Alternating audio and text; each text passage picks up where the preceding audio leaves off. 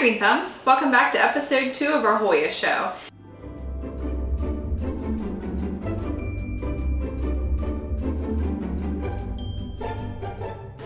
Today's episode will focus on the Hoya Crimson Princess, or more properly known as the Hoya Carnosa Exotica. This plant is absolutely gorgeous. It's also one of the most commonly found Hoyas within our local nurseries, at least for me in my area. This plant's very easy to grow. It's a very vigorous grower.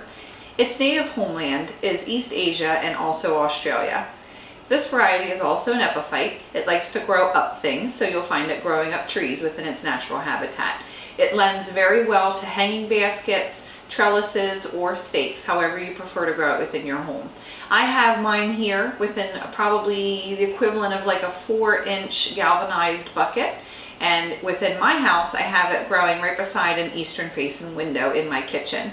It seems very happy there. I have new growth on it that I'll show you. I never have any issues with this plant. As for soil, I keep it in my standard Hoya aroid mix. I'll attach that video here if you'd like to view it. I keep it very loose and very dry and water it probably every week or two, just kind of depends. Because I look at it every day, it's easy for me to tell when it's time to water it again. This plant will grow up to 20 feet long if you allow it to. What you can do with this one in particular, you can trim the main stem, and that will hopefully encourage growth from either side of the stem. So you can prune it right in the middle and encourage it to grow outwards. So you'll take one stem, cut it right in the middle, and it will hopefully encourage 2 other stems, or at least 1 other stem, to offshoot and continue to grow that way.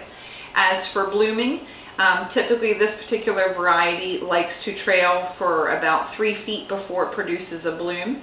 They are very pretty pink blooms, and they are very sweet smelling in the evening. One of the things that I enjoy the most about this particular Hoya is I love how when the leaves come in, they start out a really pretty pink hue, and then they kind of, as the leaf matures, it fades away to a pretty cream, almost white color. As for humidity, this Hoya does like a little more humidity than some of the other ones. Again, within my home, standard household humidity seems to be fine for it. I don't provide it any humidifier, etc. Although I don't think you would hurt this Hoya if you did have it near a humidifier. You may find, in fact, that it grows more quickly for you. For fertilizer, you can do a diluted all-purpose would be fine. You could do earthworm casting tea. As with all of our plants though, we shouldn't fertilize until they are actively growing.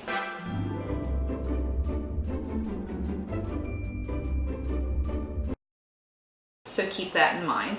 As for propagation, you can watch my propagation video. This will readily propagate for you in any method, whether it be water, soil, or sphagnum moss. Very easy to root. You just have to have the patience and give it the time to establish those roots. When you cut these, cut at a good node, stick it in the soil. If you leave the growing vine, you will have something that immediately the plant will grow from. Otherwise, when you root this, you'll find that it takes some time. First, the plant has to establish its roots, and then once it's done that, it will begin to grow on the top for you again. All right, guys, that's our brief visit today with the Hoya Carnosa Exotica. I hope you enjoyed. Leave me a comment below. Let me know which Hoya you want to see in next week's episode. Thanks for watching, guys. Talk to you soon. Bye.